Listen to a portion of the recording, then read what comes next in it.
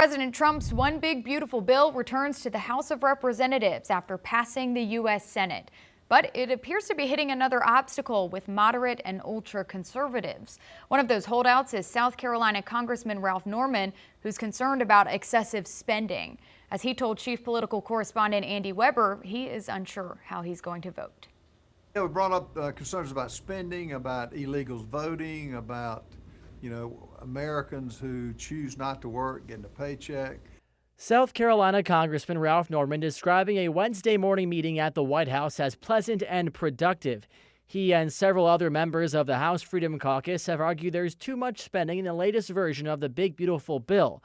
But after that White House meeting, it appears Norman is open to voting for the legislation. If a vote were to happen, let's say in the next hour or so or this evening, where would your vote be? It would depend on what we have, new information we find out over the next hour to 2 hours. Norman, who voted no on this latest version during a committee meeting on Tuesday, said he could be convinced to change his position depending on how the legislation is implemented.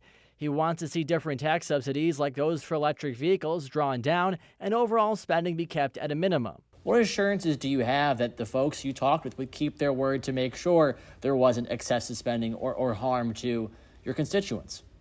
Well, I trust the president what he says. I mean, whatever he's promised, he's delivered on. He would deliver on the promises that he would make to us.